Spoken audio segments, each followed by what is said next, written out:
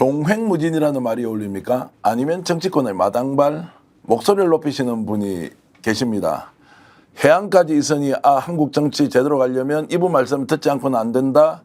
김진애 전 의원 모시고 오늘 특별 인터뷰 진행하겠습니다. 여러분 기대하셔도 좋습니다. 어서 오십시오. 네, 안녕하십니까. 자꾸 너무 그러시니까 이상한데 그냥 저한테는 그냥 진애 형님 이렇게 부르시면 됩니다. 진애 형님요? 누님도 아니고요. 왜 제가 누님이란 말 싫어하고요.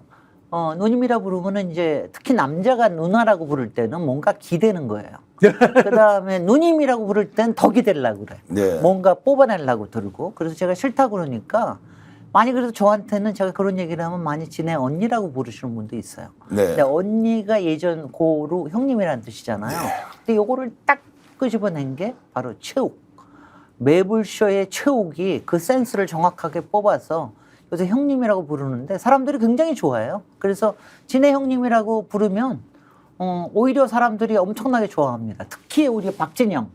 제가 늘 형님이라고 부르고 있습니다. 알겠습니다. 이제 진애 형님으로 불러달라고 하는 이 특별 인터뷰에 동생 한 분이 나왔습니다. 박진영 교수 오셨습니다. 어서 오십시오. 네, 약방의 감초 진해 형님의 막내 동생 박진영입니다. 자, 네. 오늘은 저와 박진영 교수가 철저하게 보조자의 위치에서 김진애 형님 대선배님으로부터 우리가 어떤 이제 지혜를 얻어야 하는지 정치권 현안 가지고 따박따박 질문하고 좀 구체적으로 답변을 듣도록 하겠습니다. 네, 고맙습니다. 요즘 네. 스트레스가 많습니까? 아니면 좀 더 뭔가 좀 해소가 되는 것 같다. 윤석열 정권이 좀 무너지고 있다. 어떻다. 이제 이런 부분에 대해서 직감은 어떻습니까? 스트레스가 더 세지죠, 사실. 지금 예. 문제가 뭐냐면은 사실은 요번에 총선에 우리가 대승을 했잖아요.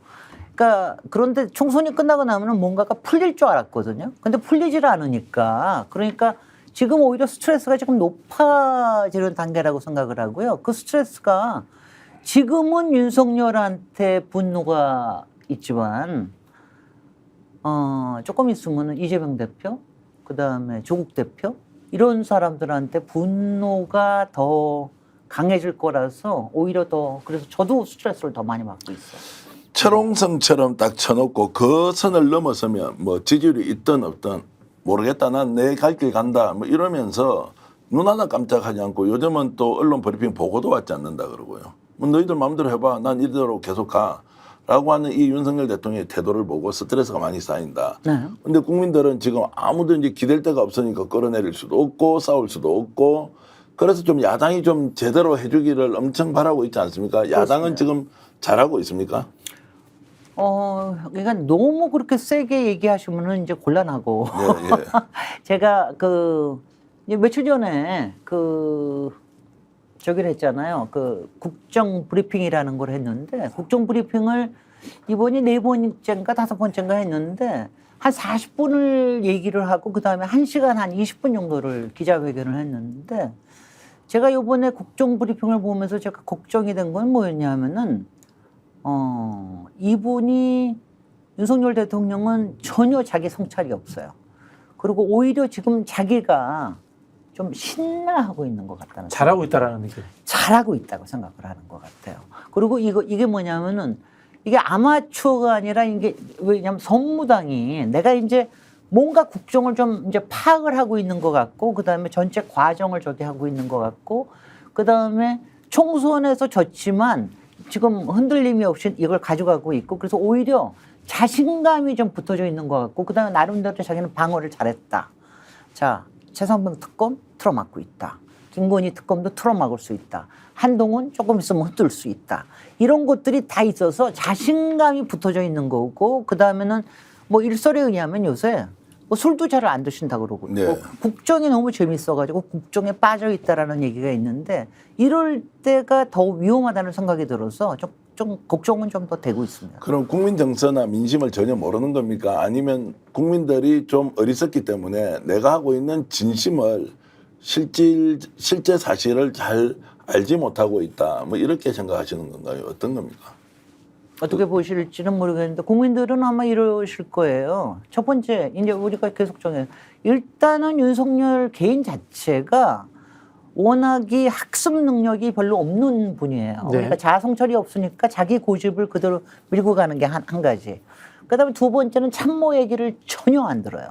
그건 아시다시피 김태효가 나와가지고 딱 얘기하잖아요. 김태호가 뭐 뉴라이트 모른다. 모르면서 무관하다. 그건 뭐냐면 주변에서 그건 뭐냐면 참모가 모르면 가르쳐드리고 보고해드리고 그래야 되는데 참모들도 다 포기했다는 그런 거예요. 그래서 제가 보기에는 별로 배울 필요도 없다. 그다음에 본인이 생각하고 있는 위기라고 하는 거는 딱 저는 목적이 딱 있다고 생각해요. 다른 거에는 별로 관심이 없어요. 윤석열 보위, 김건희, 제가 먼저 하겠습니다. 김건희가 제일 먼저. 김건희를 지키기, 그 다음에 윤석열을 지키기, 그 다음에는, 지금 차기 정권 재창출, 요거 세 개만, 이른바 권력 게임에만 관심이 있기 때문에 그거를 잘하고 있다고 생각하지, 국정에 지금 뭐 의료 공백 때문에 어떤 고민을 갖고 있는지, 지금 이제 최상병 특검 때문에 얼마나 우리들 가슴 속에 녹아 있는지, 물가가 어떻게 되고 있는지, 그 다음에 미국 대선이 돼서 어떻게 되는지, 이런 거에 대한 거는 전혀 관심이 없다고 생각합니다. 그 좀 명쾌하게 좀 답변 좀 부탁드리면 70% 국민을 그럼 어떻게 봅니까? 본인을 저렇게 극렬하게 반대하는 70% 국민은 어떤 이제 존재입니까? 윤석열 대통령에게 관심 없는 거죠. 관심이 없는 겁니다. 저는 나의 그렇게 깊은 생각합니다. 속뜻을 모르는 사람들 뭐 이렇게 생각할 것 같고요. 네. 저는 이런 느낌 들어요. 왜냐면 윤석열 대통령이 개똥 철학 갖고 있다 이런 느낌 안 받으세요. 그렇습니다. 예를 들자면은 한미일 안보 동맹 이제까지 모든 대통령이 못했던 건 난 할 거야. 의대 정원 문제 역대 대통령 보수 진보 아무도 못했던 건 난 할 수 있어. 라는 자신감과의 그리고 또 개똥 철학 이것이 본인을 끌고 가는 하나의 힘이 아닌가 저는 그런 생각이 들어요. 몇 가지가 굉장히 강하게 보이는 게 이게 뭐냐면은 이번에 브리핑 할 때도 기자회견 할 때도 딱 하는 얘기가 제가 마치 리베로처럼 누구 하나를 해가지고 해외를 다니면서 최신의 문물을 좀 배우게 하게 와서 뭐 좀 하게 하고 싶다. 당신은 문제를 푸는 사람이 되고 싶은 거예요. 저는 글로벌하게 다니는 사람입니다. 첫 번째 한 가지. 두 번째는 국정이 여태까지 못 푼 거 물어볼 때마다 얘기해요. 여태까지 뭐 관심들이 없었지만 그런 거 못했지만 저는 풀 수 있습니다. 의료 대란 저는 풀겠습니다. 제가 풀 수 있습니다. 저출생 대책 제가 풀 수 있습니다. 그 대신 지금 당장의 문제를 푸는 게 아니라 다 미래를 보고 얘기한단 말이죠. 이렇게 얘기하는 게 이거 뭐냐면 자기는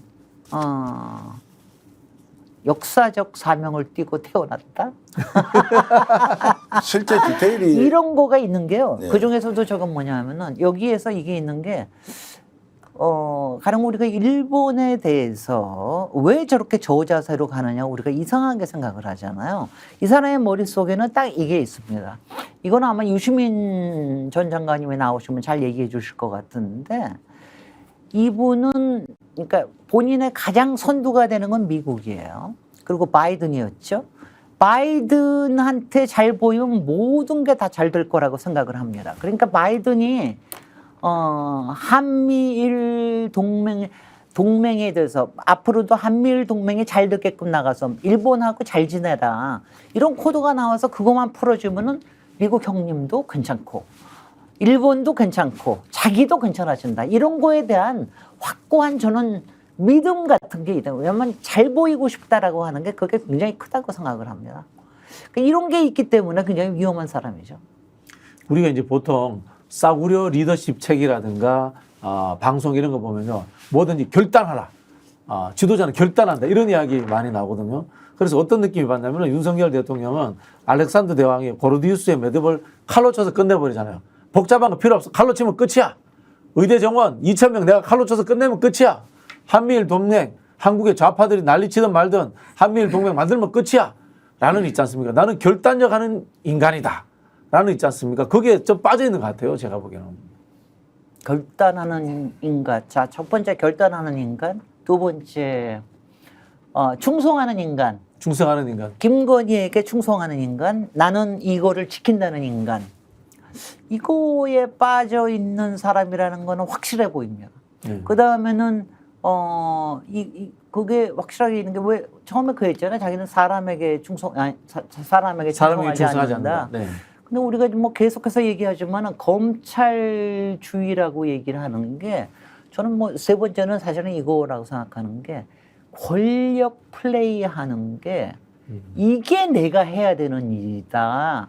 국정의 여러 가지 부분이나 이런 부분들은 참 뭐 장관이 하든 밑에 참모가 하든 그건 알아서 하고 나는 큰 권력을 창출을 하고 큰 문제에서 문제가 없게끔 얘기하고 이거 하는 게 내가 하는 일이지. 근데 이분이 검찰 내내 해왔던 일이 사실 그거거든요. 권력 지난 정치였나요? 몇십 년 동안에 계속해서 권력 정치만 해왔거든요. 그러면서 그 남의 뒷 봐주고 그다음 문제가 있으면은 캐가지고 문제를 삼고 이거를 해왔던 사람이기 때문에 그러니까 자기는 굉장히 잘하고 있다고 생각을 할 거예요. 거기다가 이제 하나를 더 하면은 뭐 사실은 이거는 김건희 여사가 워낙 권력에 관심이 있기 때문에 근데 이제 제가 재미없어 하는 건 이거죠.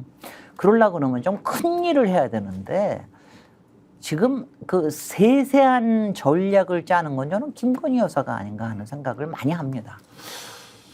야, 근데 제가 지금 이제 쫄아 있다, 무너지고 있다, 뭐 이런 얘기를 한편에서는 듣고 있고 조금 전에 김진애 의원 말씀은 아니 자기는 오히려 당당하게 내가 잘하고 있다라고 확신에 차 있다는 거 아닙니까? 그러면 둘 중에 하나입니다. 확신에 차 있다는 것은 실제로 쫄아 있지만 남 앞에 쇼잉할 때 그렇게 보이는 게 있고 정말로 진심으로 확신에 차 있느냐. 요 질문을 드리면 후자 쪽에 가깝습니다. 윤석열 대통령. 아니 이게요. 타이밍을 잘 보셔야 되는 게 사실은 이제 지난번에 우리가 총선 때 저쪽에서 108석을 우리가 200석을 못 넘었으니까 그래도 우리가 뭐 192석을 이제 야권을 다 해가지고 했으면 우리가 좀 쫄겠지 이런 생각을 하는 게 우리 국민들 아니에요. 그렇지 않은 것 같아요. 제가 보면은 이건 뭐냐면은 안 쫄고 108석이야. 8석이나 왜냐하면 절대로 탄핵은 안 당해. 탄핵은 절대로 안 당해. 이것만 지키면은 탄핵은 절대로 안 당할 수 있다. 이 목적으로 저는 전혀 안 쫄았다는 생각을 하고요. 근데 처음에는 약간은 좀 이렇게 이거를 흔들리지 않게끔 그래서 이제 영수회담도 그래서 좀 했고 영수회담을 하면서 이재명 대표한테 딜도 좀 하려고 그랬잖아요. 앞으로 당신의 미래를 좀 문제가 없게 해주겠다. 뭐 이런 식의 얘기를 했는데 그렇게 하면서 약간 그리고 이제 뭐 약간 좀 이제 주변에 열어주고 뭐 이러는 거를 조금 보였는데 그게 아마도 용사 안에서 아마 유화파가 좀 있었을 거예요. 네. 그쪽으로 그러니까 그쪽으로 좀 가다가 그게 잘 안 되니까 그리고 그러니까 본인한테 또 안 맞는 거예요. 굉장히 어색해하고 막 이러는 게 보이더라. 그러니까 그러고 난 다음에는 이제 마카파로 가니까 마카파로 가고 나서 마카파로 가면서 이제 한동훈 이제 절대로 못 되게 하려고 그냥 한동훈 절대로 못 되게 하려고 그랬으면 제가 왜냐하면 그럴 때는 또 우리가 다시 좀 쫄 줄 알았잖아요. 네. 안 쫄잖아요. 처음에 약간 쫄는 척하고 유화적인 거 조금 하더니 딱 한 거 보세요. 몇 번 이렇게 해보다가 한동훈 뭐 하고 또 쓰러지고 뭐 하고 쓰러지고 그러니까 이제 막 가잖아요. 그 정진석 비서실장 들어오고 홍철호 수석 들어오고 그런 분위기가 좀 만들어진 것 같다는 생각이 드네요. 네. 그 전에 이제 이른바 이관섭, 한호섭, 이 섭섭 브라더스의 정책 조언하던 사람들이 사라지고 전형적인 이제 술자리 정보하던 사람들이잖아요. 정진석, 홍철호 네. 두 사람이 뭐 둘 다 술 좋아하시는 분들이고 네. 정치권에서 술자리에서 이렇게 분위기 어허해서 형님 동생 해서 어울렁더울렁 정치하시던 분들인데 그런 사람들이 딱 대통령실에 포진되니까 의원님 말씀하신 그런 분위기로 확 바뀌고 더 이 마음이 편해졌다. 뭐 이런 해석도 가능할까요? 그러게 이제 딱 총선이 끝나고 나서 한 거는 민정수석 만들고 네. 그다음에 이제 그 검찰 딱 누르고 자기 라인으로 다 바꾸고 이렇게 해가지고 일단은 딱 지키려고 하는 분위기로 딱 갔잖아요. 자, 그거 성공했다는 거 딱 본인이 알지 않았습니까? 그러고 나서 그 다음에는 이제 한동훈만 자르면 되는데 그게 또 실패를 했어요. 그러고 난 다음에 정진석 놔두고 뭐 이런 것뿐만이 아니라 그 다음에 어떻게 할까 하다가 제가 보기에는 8.15쯤 돼가지고 왜냐하면 우리가 다 같이 이제는 좀 유화적인 거로 갈 거야. 그런데 뭡니까? 문익균형관장 갖다가 네. 만들어놨죠. 그다음에 반국가 세력 가지고 얘기하죠. 이러면서 막 세게 나가지 않습니까? 거기서 저는 왜냐하면 이거를 봤습니다. 김용현을 앉혀놓은 거. 그다음에 지금 이제 안보 라인을 다 바꿨잖아요. 네. 안보 라인을 다 바꾸면서 그 안보 라인을 다 바꿨다는 얘기는 뭐냐 하면은 김태효가 실세라는 거를 인정을 해줬다는 뜻 아니에요. 그러니까 저는 지금 이렇게 봅니다. 3K 김건희 플러스 김태효 그다음에 김용현 이 셋이서 심기 관리와 향후의 여러 가지 전략을 다 짜면서 그게 자기 본인한테 맞는 옷이라고 생각이 되고 요새는 오히려 굉장히 편안하다는 거로 보입니다. 상김시대나요? 그러니까 이제 막 달려도 이제 된다. 너희들이 절대로 나를 어떻게 할 수 없다라는 이제 확신에 찼다는 전제로 제가 이제 질문을 드리면 최근에 우리 유튜브 하면 유튜브 조회수가 예전만 못합니다. 많이 떨어져 있죠. 총선 때보다 떨어지죠. 오늘 말씀을 들으니까 이런 생각이 듭니다. 이미 국민들은 알고 있는 거예요. 야당이 뭐 좀 할 줄 알았는데 제대로 싸워줄 줄 알았는데 뭐 끌어내리거나 뭐가 절단을 좀 낼 줄 알았는데 전혀 못하고 있으니까 너희들 역시 윤석열 못 끌어내리겠구나. 지금 하는 거 보니까 안 되겠다라는 것을 본능적으로 느끼고 오히려 유튜브에서 이런 비판이나 또는 논쟁을 하는 걸 잘 안 보는 거 아니냐 이 생각이 들었는데 오늘 이제 오신 가장 큰 이유가 그럼 이재명 당대표 어떻게 할 거냐 조국 대표 어떻게 할 거냐 라는 부분을 좀 얘기를 해야 되지 않겠습니까? 맞습니다. 윤석열 대통령이 바뀌지 않는다는 전제하에 민주당이 어떻게 할 것이고 조국혁신당이 어떻게 해야 될 것이라고 보면 총선 전의 이재명 대표와 총선 이후의 이재명 대표 그리고 또 전당대회를 통해서 연임에 성공한 이재명 대표의 과연 강점과 약점과 그리고 기회 요인과 위기 요인이 뭐냐 이런 걸 좀 오늘 따박따박 분석을 좀 해주시면 좋겠는데 총평 이재명 대표 지금 어떻습니까? 일단은요 이거를 해야 되는 게 지금요 200석 이상을 뭐 사실 솔직히는 200석을 했다 하더라도 바로 탄핵이나 이런 거 되기는 굉장히 어렵다는 건 여러분들 다 국민들께서 다 아셔야 됩니다. 그런데 지금 윤석열이 저렇게 계속해서 살아 나올 뿐만이 아니라 더 포악하고 더 폭력적이 되고 더 강압적이 되는 부분에 대해서 이거에 대한 국민들이 굉장한 열패감과 포기와 이런 것들을 가고 있는 그 단계거든요. 근데 이게요, 저는 정말 너무나 이게 안 좋은 게 이게 우리가 그 국회에서 몇 번의 청문회를 하고 그 다음에 탄핵에 약 140만의 탄핵으로 해가지고 탄핵 청문회도 하고 이럴 때까지도 기가 막 올라가다가 지금 사실은 기가 좀 꺾였다는 생각은 하는 게 이거는 아마 박진영 교수님하고 저하고 생각이 참 같을 거라는 생각을 하는 게 왜냐하면 우리가 일단은 몇 가지 요소가 있었어요.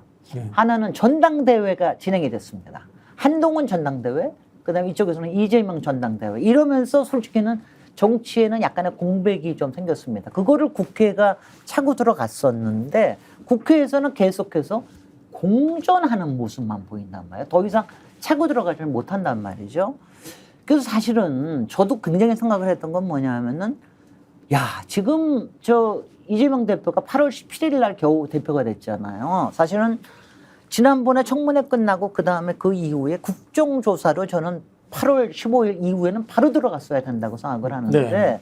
이거를 못했단 말이죠. 그리고 이걸 못하니까 이게 그 이후로 차고 들어가지 못한다는 게 이게 굉장히 문제라고 생각을 해요. 그래서 지금부터가 사실은 이제 여기에서의 공백이 좀 생겼다고 하는 이 부분을 잘 차고 가서 이제 찬바람이 불면은 뭐가 좀 생길 수 있다라는 거를 국민들한테 이렇게 좀 기대를 올려줘야 되는 게 그게 분명히 있습니다. 근데 그 대신 지금 당장 끌어내릴 수 없다라는 건 국민들도 잘 이해를 하고 계세요. 근데 이게 뭔가 될까 말까 하는 그다음에 이른바 스모킹 건이라고 하는 마지막에 스모킹 건이라고 하는 거를 딱 차고 나올 수 있다라는 거를 국민들이 믿을 수 있게끔 해줘야 되거든요.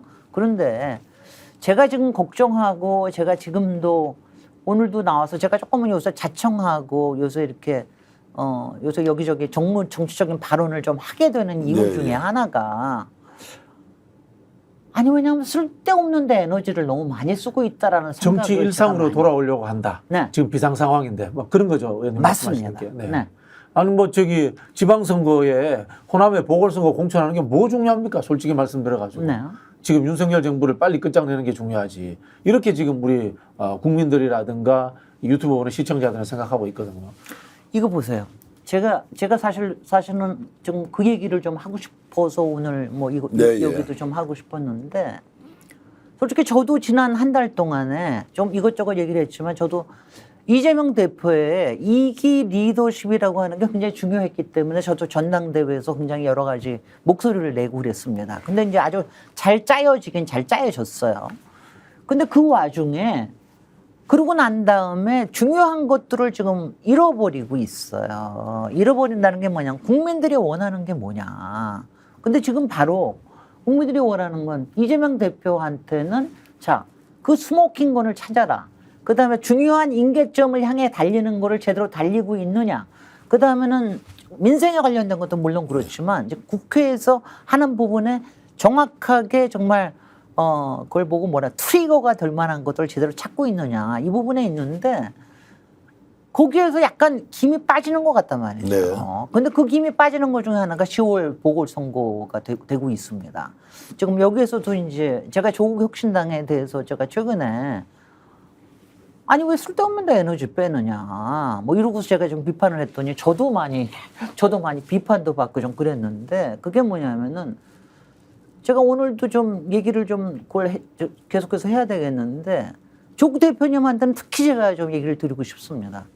조국 혁신당 왜냐하면 제가 이 얘기를 자신 있게 얘기를 드릴 수 있는 게 뭐냐면은 다른 여러 반대가 있음에도 불구하고 제가 지난 총선에서 조국 혁신당이 나오는 거를 제가 굉장히 독려도 하고 조국 혁신당이 나와야 우리가 제대로 이길 수 있다라고 굉장히 강력하게 주장을 해서 그때는 제가 비판도 받고 그랬습니다. 네. 그런데 지금 하고 있는 게 뭐냐면은요. 왜 쓸데없는 거에 목을 맵니까? 제가 죄송합니다. 목을 맨다고 표현하는 거 그러니까 쓸데없는 것이라는 것은 좀 이제 덜 중요한 일에 아니요. 뭐 제가 얘기하는 건 뭐냐 보궐선거, 네. 그다음에 교섭단체 하는 거 이거에 대해서도요. 이런 거 저는 교섭단체에 대해서는 굉장히 좋은 방향으로 정무적으로 잘 판단이 돼서 돼야 될 거는 하지만 조국 혁신당이 그것 때문에 조국 혁신당에 대한 지지가 올라가거나 내려가거나 그렇지는 않을 거라고 생각이 되거든요.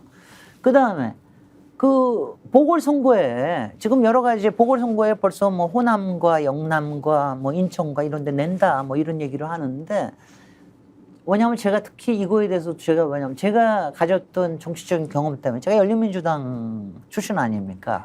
열린민주당에서도 가령 서울시장 후보 제가 후보가 되고 그것 때문에 제가 단일화해서 제가 의원직까지 그리고 양보했다고 표현하지는 않고요. 저는 양보했다고는 거 아니고 저희가 단일화를 열심히 했고 단일화해서 그게 안 됐기 때문에 제가 의원직을 던졌습니다. 그런데 그건 뭐냐면은 당시에 그러면 너는 왜 열린민주당을 해서 그렇게 후보를 내놓기 네가 직접 나서기까지 하면서 왜 여기서는 후보를 안 내느냐? 이건 뭐냐면 이거예요.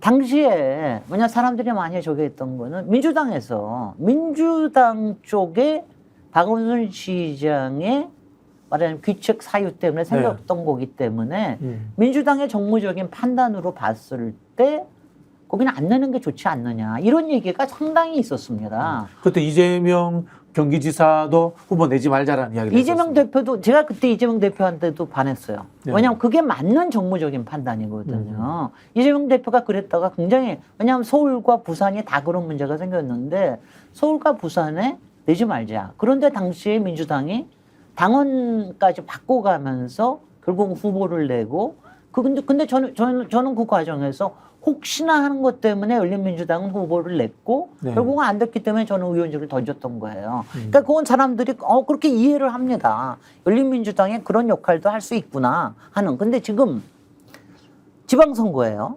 지방선거에 이른바 군수급 기초자치단체의 대표급에 관련된 선거에 이게 서로 간의 정치적인 명분이나 또는 정치적인 실속에 관련돼 가지고 국민에 대한 설득이 있느냐. 그게 아니라 당세를 늘리기 위해서 하는 거냐? 뭐냐? 그 다음에는 혹시 교섭단체를 딜을 하기 위해서 혹시 뭐 하는 거냐 이런 식의 얘기들이 이미 나오고 있고 거기에 대해서 당원들끼리도 계속 싸우고 있고 이런 것들이 있단 말이죠. 굉장히 거기다가 논쟁적인 이제 주제인데요. 네. 이게 이제 곡성하고 영광에 이제 후보를 내느냐 마느냐. 물론 지금 하신 말씀은 조국혁신당이 민주당 이재명 대표가 뭔가 윤석열 대통령과 대책점을 세우고 국민들이 기대하는 뭔가 증거를 좀 보여줘야 하는데 그거 못 보여주는 것은 그것대로 방법을 찾고 호남이라는 지역의 특성상 워낙 기초단체장의 수준이 떨어지니까 지금까지 오히려 인물 경쟁을 통해서 제대로 좀 호남에서 괜찮은 사람 만들어보자. 그러면 조국혁신당이 나오고 민주당도 좋은 사람 찾지 않겠느냐라고 하는 것을 약간 하위 개념으로 보면 정당에서 뭐 선거가 있으면 후보 내는 거고 더 큰 일은 더 큰 일대로 주도하는 것이고 이렇게 병립할 수는 없습니까? 아니요. 물론 그렇게 병립할 수 있죠. 만약 병립할 수 있으면 병립하려면 그것에 대해서 서로 간에 토의가 되고 서로 간에 양해가 되고 이런 게 좀 있어야 된단 말이죠. 근데 그런 게 없이 두 분이 만나시는 모습은 상당히 있었지만 뭐 그런 부분에서 여태까지 무슨 논의라든가 그런 게 없었단 말이죠. 근데 이건 보세요. 왜냐하면 제가 이것 때문에 얘기 드리는 건 뭐냐면은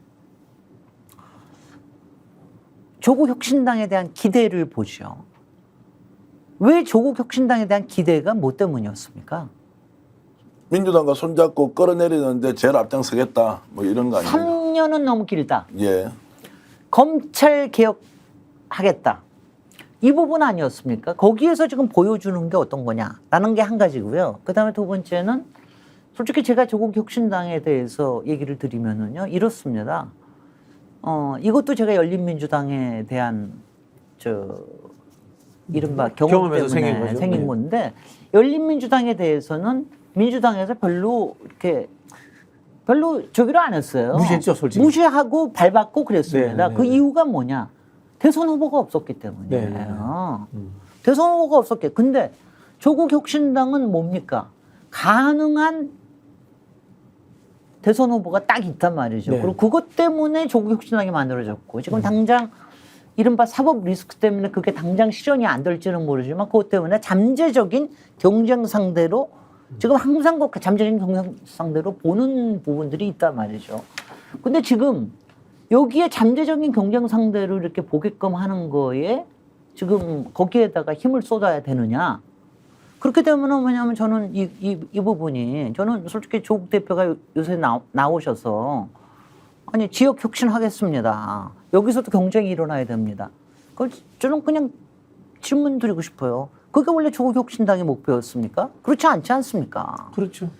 그러니까 이런 부분에 대해서 그냥 조국 대표, 왜냐하면 저는 조국 혁신당의 물론 정당으로서의 역할, 열린민주당 똑같았습니다. 네. 내부에서 우리가 이게 대선에 도움이 되는 당이 되겠느냐, 아니면은 나름대로 열린민주당으로서 계속해서 정당으로서 이어가는 이런 게 돼야 돼. 이런 논의 과정이 상당히 있었거든요.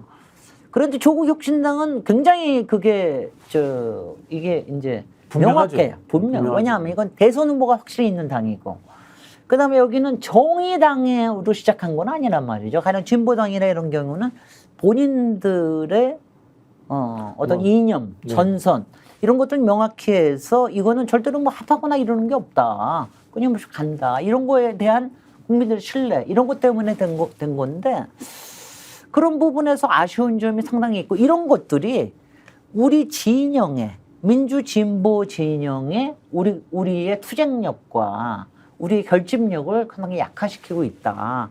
이런 부분에서 뭐 좀 위기의식을 느끼고 있습니다. 자, 총론으로는 이제 이런 말씀하실 수 있는데 그러면 좀 단도직입적으로 여쭤보면 지금 현재 조국혁신당은 전남, 영광, 곡성에 후보를 내지 않아야 한다?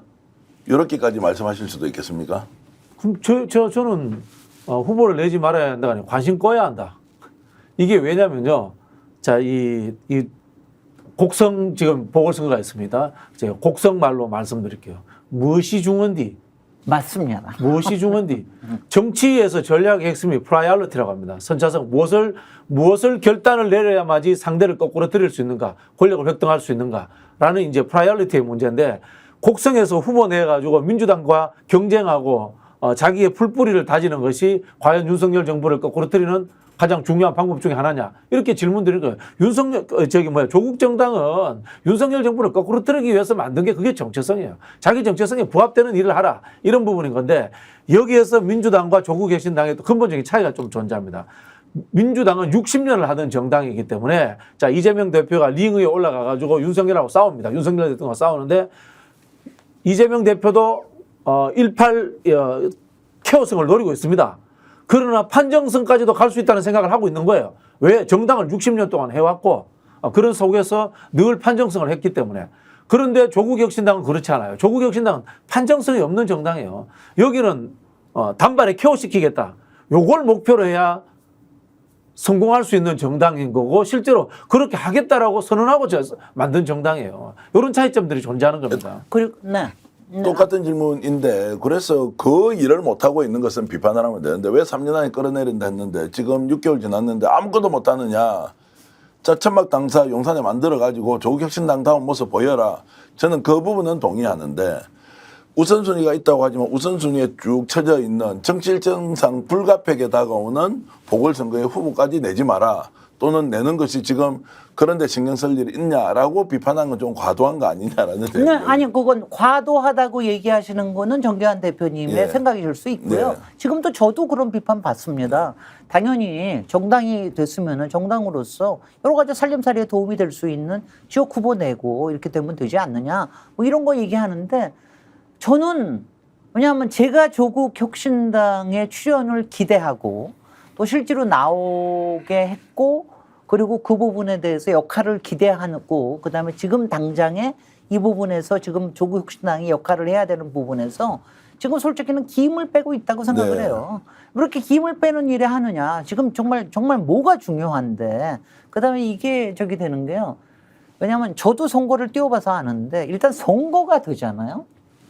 선거가 되면은 이겨야 됩니다. 그리고 이기려고 싸움을 합니다. 전선에서 다 싸우게 돼요.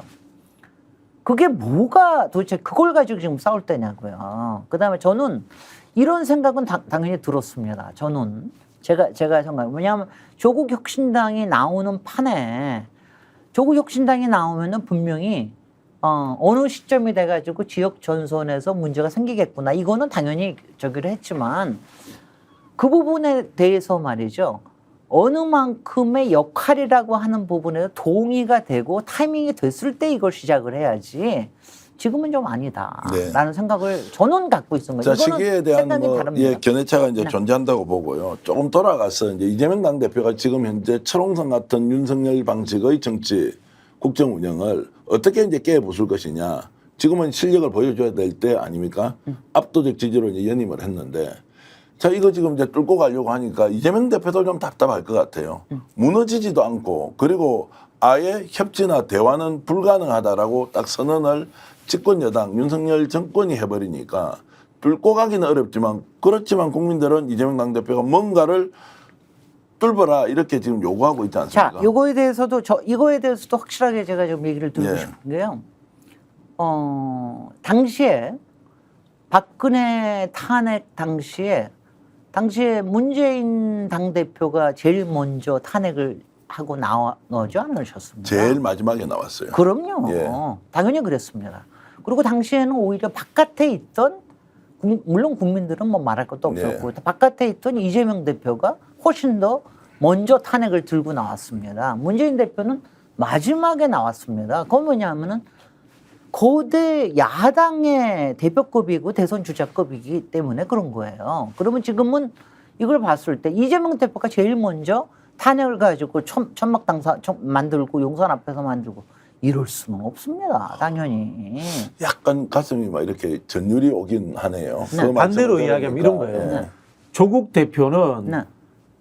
천막 치고 나 윤석열 퇴진투쟁 전면에 나설 거야. 네. 이재명 대표 왜 못해요? 네. 민주당 왜 못해? 이렇게 이러고 민주당을 나와야 압박해야 되는 되는 거예요. 거예요. 그게 사실은 조국 대표가 더 큰 대선 주자로 성장하는 방법이기도 하고. 제가 바로 지금 오늘 그 얘기를 아니 박진영 대표가 주요 게스트를 해야지. 왜 제가 나왔는데. 제가 이렇게 제가 말씀드리고 싶은 게 이겁니다. 조국 혁신당 지금 뭐 되겠다고 그랬습니까? 쇄빙선이 되겠다고 그러셨잖아요. 쇄병선이 되겠다면 쇄병선이 되겠다고 얘기를 실제로 얘기만 하실 게 아니라 행동으로 나가셔야 되는 거예요. 바로 그런 역할을 해야 돼. 지금 왜 이재명 대표 그렇게 사이다 갖고 이러던 사람이 왜 대표가 되니까 그런 거 못하냐? 왜 못합니까?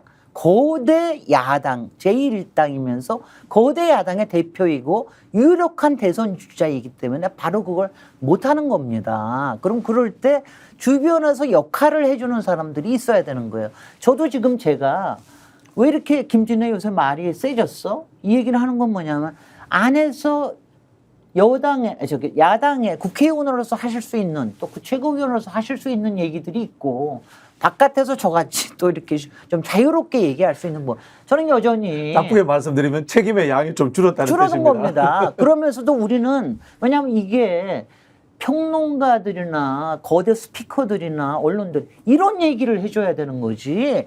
당장 정기환 대표님 마찬가지예요. 예, 반성하겠습니다. 계속 비판해 주시면 달게 받겠습니다. 정기환 대표님 거대 유튜브 사장이잖아요.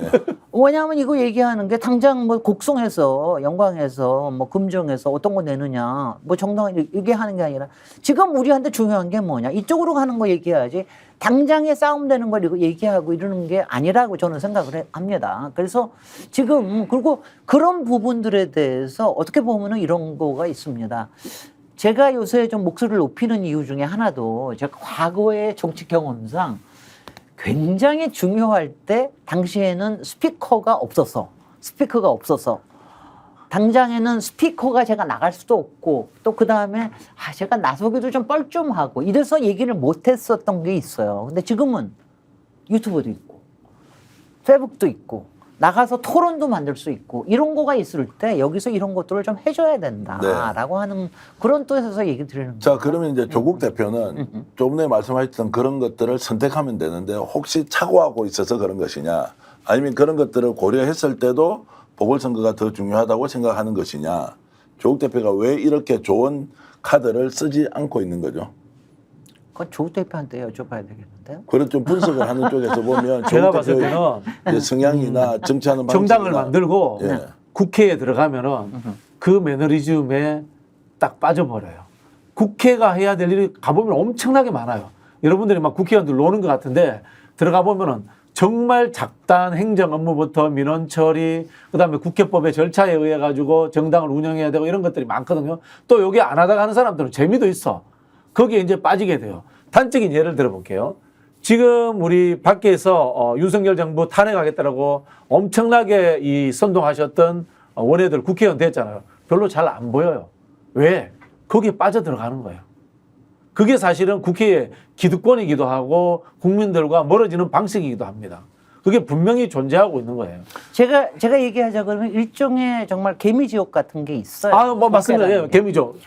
일단 국회 안으로 들어가면은 정말 이거 뭐 하루가 24시간이 모자랄 정도예요. 바빠요. 네. 엄청나게 바쁘고 그다음에는 이제 조국 대표 같은 경우에는 이런 게 있을 겁니다. 저는 그게 이제 이재명 대표께서도 마찬가지인데 정말 사방에 민원이 있거든요. 그다음에 정치 민원은 말할 것도 없이 많습니다. 그러니까 그리고 특히 이렇게 선거판이 벌어지면은 온 사방에서 민원들이 많이 있어요. 근데 이럴 때 중심을 잡아주게 하는 사람들이 있어야 되는데 아마 왜냐하면 제가 얘기 드릴게요. 정치판에서 제일 쉬운 게 선거입니다. 네. 선거판에 뛰어들면 제일 쉬워요.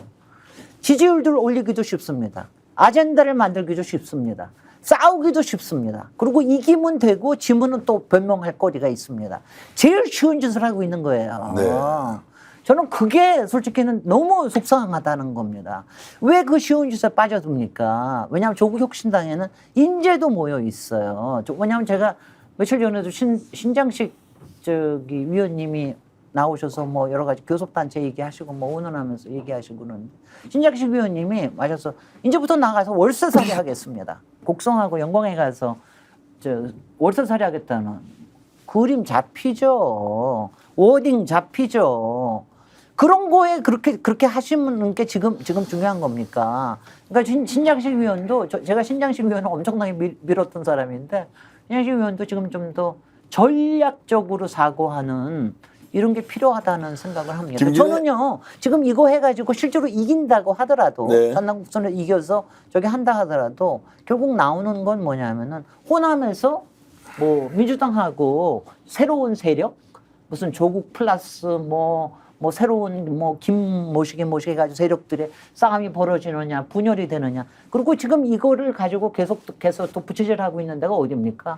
바로 용산 아닙니까? 용산이 이거 가지고 분란에 저기를 하고 있어요. 그러니까 그런데 왜 말려 들어가느냐? 저는 이기지도 못하고 네. 상처만 받을 거라고 봐요. 이게 신장식 의원이라든가 지금 조국 혁신당 하시는 분들이 호남에서의 조직 논리라든가 정당의 뿌리 이런 거 잘 모르시는 것 같은데요. 민주당이 호남 기반으로 60년 한 정당이에요. 그게 그렇게 쉽게 무너지지 않아요. 불만이 있다고 해서. 물론 저는 혁신되어야 된다고 보지만은. 네.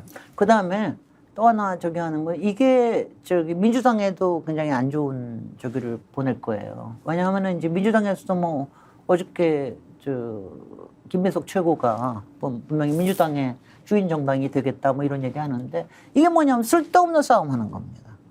쓸데없는 싸움 하게 되거든요. 근데 정치판에는 항상 내부에 분열이 일어나게끔 하는 건 여기저기에 있습니다. 근데 이럴 때 쓸데없는 싸움 하게끔 하는 게 그리고 에너지를 거기다 뺏기면은 실제로 해야 될 일은 못 하게 되거든요. 정말 해야 될 일은.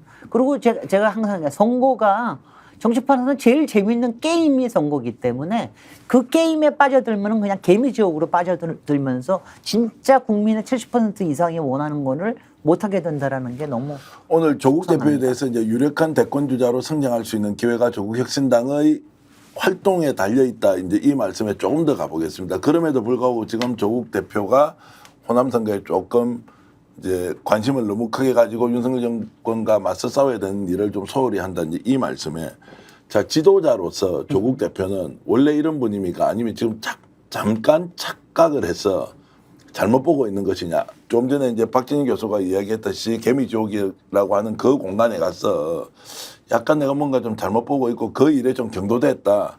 이래서 빨리 빠져나올 수 있는 분이냐? 아니면 이런 스타일을 계속 정말 전국 정당화를 시도하는 이런 목표를 가지고 달려갈 가능성이 있느냐? 이 부분은 어떻게 보십니까? 그거는 판단은 제가 보기에는 조국 장관이 이런 쪽을 잘 모르실 거예요. 정당의 생리라든가 조직 노선으로서의 정당이 가는 방향에 대해서 잘 모를 것이라는 생각이 들고 두 번째는 이제 주위에 평소에 이제 유능하다고 생각하는 참모들, 뭐 신장식 의원을 비롯하여 그분들의 소신이 굉장히 강하기 때문에 조국 대표는 그걸 조금 의아해하면서도 끌려가는 상황이 아닐까. 라고 저는 짐작을 합니다. 왜냐면요, 신장식 의원 같은 경우에는 민노당, 정의당부터 해서 진보정당 운동을 했습니다. 진보정당은 전형적인 상향식 조직노선 정당입니다. 풀뿌리에서부터 시작하는 이게 당의 정체성처럼 생각하는 경향들이 분명히 있어요. 그런 부분에서 저는 굉장히 그 부분에 대해서 소신과 본인이 주장하는 바를 실천해서 한번 만들어 보겠다. 작은 모델을. 이런 저는 목표의식이 분명하다는 생각이 들고요. 그리고 민주당 내에서 호남에서 정치하시다가 조국 혁신당에 가신 분들은 호남의 기득권들에 의해서 본인의 정치적 진출이라든가 정치 혁신이 밟힌 것들 또는 뭐 이렇게 기득권에 의해서 내쳐진 상황들을 많이 겪었을 겁니다. 이것들을 한번 극복해보고 싶다. 라는 하나 이런 꿈을 가지고 있을 겁니다. 그것도 굉장히 소중하고 의미 있는 꿈들입니다. 신장식 의원도 꿈도 소중하고 의미 있습니다만은 조국 대표와 조국 혁신당이라는 당의 창당 정신에 비교하자면 요거는 범주 자체가 굉장히 좀 떨어지는 하위 범주의 문제의식이다. 이 말씀 드리고 싶습니다. 김진애 전 의원님이 갖고 있는 이런 이제 정치적 네트워크 또 관계 이런 걸 보면 이 정도 내용은 조국 대표한테 직접 조언을 좀 하실 수도 있는 거 아닙니까? 굉장히 중요한 정무적 판단이 될 것 같고 지금 안 그래도 좀 사그라드는 이런 분위기를 다시 끌어올리는데 정말 중요한 계기가 될 것 같은데요. 네. 그렇게 좀 뭐 제가 개인적으로 뭐 얘기 드릴 사안이나 이런 것은 아니고요. 그리고 뭐 이런 부분들에 대해서는 하여튼 정치권이 좀 들끓어야 돼요. 제가 솔직히 제가 지난주에 뭐 다른 인터뷰에서 이런 얘기를 하고 많이 비판을 받고 아마 이 인터뷰 나가고 나면 또 뭐 비판을 받고 뭐 그럴지도 모르지만 이런 얘기들이 좀 전해지고 그다음에 이런 거예요. 저는 뭐냐면 이제 이렇습니다. 저는 이제 조국 대표에 대해서는 제가 이제 그 몇 가지 시나리오를 가지고 계시잖아요. 뭐 탄핵에 대한 얘기도 있고 그다음에는 이제 뭐 개헌에 대한 얘기도 있고 무슨 뭐 하야에 대한 얘기도 여러 있지만 만약 그런 걸 한다 그러면은 솔직히 개헌이 됐든 어떻게 됐든 간에 그런 시나리오는 어떻게 되고 있는 것이냐. 이런 부분들에 대한 구체적인 것들을 만드는데 엄청나게 좀 에너지를 쓰고 그거를 국민들하고 소통하고 이러는 거 하는 거에 굉장히 지금 좀 얘기를 좀 많이 해야 되고 사람들이 이른바 윤석열 대통령의 이 지옥에서 벗어나게끔 하는 거에 시나리오를 많은 상상력을 할 수 있도록 하는 거를 인풋을 주셔야 되거든요. 조국 혁신당에서. 저는 근데 그거를 조국 혁신당에서 오히려 더 많이 주셔야 된다고 생각해요. 왜냐하면은 민주당에서는 솔직히 그런 얘기를 구체적으로 하면은 바로 공격이 들어오거든요. 근데 조국 혁신당에서는 그래서 그런 거 하는 거는 저게는 그런 거로 해서 만들어진 거 아니야. 이런 거에 대한 납득이 되죠. 오늘 특집 인터뷰가 이제 조국 역할론, 조국 혁신당의 대표로서 조국 정치인 조국의 역할론이 매우 중요한데 그것을 지금 못하고 있다. 이것을 민주당과 동렬에 놔놓고 민주당 왜 못하느냐, 조국 혁신당 왜 못하느냐 이런 문제가 아니라는 걸로 저도 이제 충분히 이해를 하겠고요. 네. 그럼 지금부터 조국 대표 이제 어떻게 하면 됩니까? 제가 보기에는 이런 것 같아요. 지금 윤석열의 거부권, 그 다음에 범야권이 200석을 가지지 못했다는 한계, 요 두 개의 발목 잡혀가지고 윤석열 정부를 끝장나가겠다고 했던 조국 혁신당의 창당 목표가 지금 잘 실현 불가능한 상황처럼 보이고 있어요. 사실 이 부분에 있어서는 민주당도 더 큰 책임이 있습니다. 이 돌파하는 묘수를 찾아내야 돼요. 저는 그래서 저 의원님 이제 또 국회의원을 해보셔서 저는 의원을 못 해봤으니까 제가 진짜 이거 여쭤보고 싶은 것 중에 하나가 왜 국정조사 안 합니까 지금 상황에서? 맞아요. 저 이거 답답해 죽겠어요 볼 때마다. 저는 이런 겁니다. 조국 혁신당에서 그러니까 그거는 그런 교섭단체가 없어서 그렇다 이를 지면 돼. 그러지 말고요. 자, 민주당도 마찬가지고. 조국 혁신당이나 이런 쪽에서도 국정조사를 해야 된다라고 하는 부분들에 대해서 강렬하게 정말 그냥 국회 안에서 앞에서 뭘 해가지고 해야 돼요. 그다음에 이런 것도 저는 합니다. 왜냐하면 만약 우리가 대표 나중에 뭐가 되려고 그러면은 개혁신당하고도 뭔가를 같이 해야 되잖아요. 해야죠. 네. 그러면은 조국 대표 개혁신당에 지금 대표 이준석 대표하고 토론하자. 토론해가지고 작은 정당끼리의 토론 방송에서 하려고 그러면 얼마나 좋아하겠어요. 토론해가지고 이런 부분들에 대해 얘기해서 지금 보고 있으면 이준석 대표는 계속해서 도망다니고 있잖아요. 얘기할 때 필요할 때 싹 튀어나왔다가 그다음에 도망다니고. 자기가 여권인지 야권인지 뭐에 대해서 그런 거 필요한 것만 하자. 이럴 때는 조국 대표가 나서셔야 됩니다. 그래서 토론하자. 그럼 뭐 해가지고 토론 안 하면 페북에도 얘기를 하고 그거 가지고 또 저쪽에서 이게 나오게 하고. 그러니까 지금 보고 있으면 다들 왜냐하면 이거예요. 이재명 대표가 거대 여당의 대표니까 하면서 이재명 대표 때리기나 이재명 대표한테 바라기나 이런 것만 하는데 그게 아니라 이거죠. 왜냐하면 정말 전선을 제가 그 말을 너무 좋아했는데 그때 우리가 뭐였죠? 이순신의 무슨 하객진. 네. 하객진을 하기로 했잖아요. 정말 그렇다. 하객진을 하려고 그러면은 여러 전선에서 이걸 만들어줘야지 마지막에 하객진. 원균도 잡아다가 하객진에 집어넣어야 되는 거예요. 그럼요. 그렇게 하면서 여러 레벨에서 이걸 할 수 있는 것들을 그런 것들을 해줘야지. 이거 마지막에 고고하게 고고하게 얘기를 하다가 그다음에 갑자기 지방선거에 군수선거에서 얘기하고 이거는 아니다. 예를 들어볼게요. 이준석 대표 있는 개혁신당까지 포함해서 원내교섭단체 만들 수 있거든요. 네. 자, 만들었다 칩시다. 그럼 누구한테 손해일까요? 이준석한테 손해볼 가능성이 가장 높습니다. 왜? 이준석은 그렇게 하는 순간 국민의힘으로 못 돌아가요. 그러면은 이렇게 해서 20석 만들어서 교섭단체 만들었다. 조국 혁신당이라든가 다른 진보계열 정당들한테 불리할 거예요. 절대 불리하지 않습니다. 이런 것도 한번 상상해 봐야 되는 거예요. 그러고요. 정말 제가 오늘 얘기하다가 보니까는 조금 세게 얘기해도 말씀 너무 재밌고 네. 가슴에 팍팍 와닿습니다. 아니 제가요. 열린민주당을 그때 했을 때 제가 이제 아직 저희는 한 6석에서 8석 정도로 할 생각을 하고 그리고 가면은 몇 석 개 해가지고 그다음에는 플러스 몇 개 해가지고 정말 교섭단체 만들겠다는 저는 원대한 꿈을 꿨습니다. 얼마나 제가 저거 했습니까? 그러면서 왜냐하면 우리가 여권이었기 때문에 여권을 도와주겠다라는 생각을 하면서 열린민주당을 만들었던 거예요. 그래서 거기서 저는 영입된 사람이 불과하지만 그 역할을 하겠다 이렇게 했는데 지금도 저는 교섭단체 만든다고 하는 것도요. 저는 조국 혁신당에서 지금 이제 20석이잖아요. 그러면 제가 아는 교섭단체 중에 저거 했던 게 우리 정의당의 돌아가신 노회찬 의원님이 여기저기 엮어가지고 만들어가지고 했던 거 보면은 참 기가 막히게 하셨잖아. 그러면서 역할을 얼마나 하셨습니까? 조국 혁신당이요. 정말 플러스 한 석까지 다 해가지고 그다음에 세미래까지 넣어가지고 20석을 만들어가지고 하려고 그런 노력을 엄청나게 끔찍하게 하면서 그러면서 저쪽을 양쪽 당을 거대 당을 막 위협하고 그러면서 새로운 세력이 될 것 같이 그런 노력이 한 번이라도 있었냐 이거예요. 말로만 하면 안 된다는 겁니다. 말씀 들으면서 버릴 게 하나도 없는 조국 같은 조언인데 네. 그런데 왜 이런 말씀을 하면 김진애 전 의원님을 비판하는 사람이 왜 생기죠? 아니요, 많이 생기는 게 이제 뭐 지금 제가 그거는 비판하겠습니다. 지금도요 이재명 대표를 비판하면은 당에서 난리를 칩니다. 이재명 대표를 비판하면은 뭐 바깥에서는 난리를 치고 조국 대표를 비판하잖아요. 또 난리를 칩니다. 저는 이게 뭐냐면은 이재명 대표나 조국 대표나 지금 일종의 다 아이콘들이 되겠어요. 어쩔 수 없이 그 팬덤 현상이라고 하는 건 엄청나게 큽니다.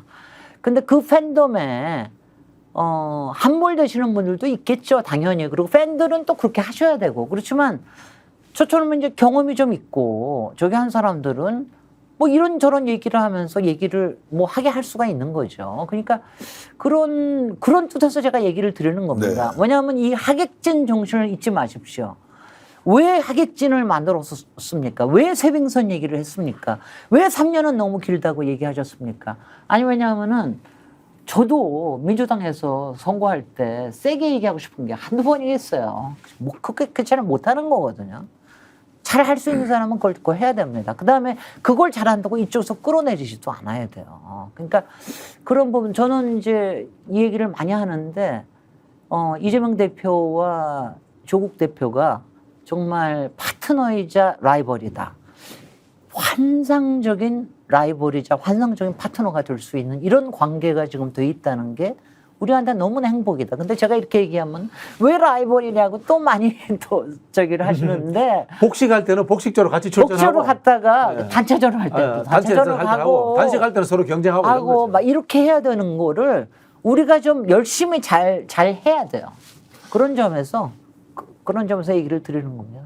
제가 오늘 이제 말씀드리면서 조국 대표 인터뷰할 때는 이재명 당대표가 정권 교체의 주역이 되어서 자기 대통령이 되는 길에 조국혁신당의 역할이 있으면 반드시 할 것이다라는 확고한 생각이 있더라고요. 네. 그러니까 본인이 현재 어느 위치에 있는지를 알고 있는 것이고.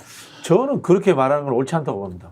그것은 이제 공석이든 사석이든 저는 그렇게 해석을 하고 있습니다. 그게 이제 그렇게 말을 했다기보다는 그만큼 민주당이 맏형으로서 이재명 대표를 중심으로 정권 교체를 반드시 해야 한다. 거기에서 뭐 조금이라도 조국 혁신당이 그 정권 교체에 부담이 된다가 이런 거는 절대 아니다라는 것을 이제 얘기를 했던 게 있고 박 교수가 이제 이야기했던 것 중에 하나가 박진영 교수가 조국 대표는 유력한 대권 주자이기 때문에 이 포지션을 계속 가지고 있는 것이 정치 발전에 상당히 도움이 될 것이다라고 또 사석에서 얘기를 했고 김진애 의원께서 오늘 하시는 말씀은 최빙선으로서 제 역할만 하면 판을 엄청 키울 수 있다 조국 혁신당이 이제 이 말씀도 저는 괴를 같이 하는데 누군가 이것을 이제 매듭을 풀어주는 역할이 좀 필요하다는 생각은 이걸 쉽게 풀 수 있는 사람이 결국 조국 장관이에요. 조국 네. 대표예요. 조국 대표라고 보는 게 저는 조국 대표가 이재명 대표와 연대해서 윤석열 정부를 끌어내려야 되겠다라는 것에 대해서 늘 말씀하셔야 된다고 보고요.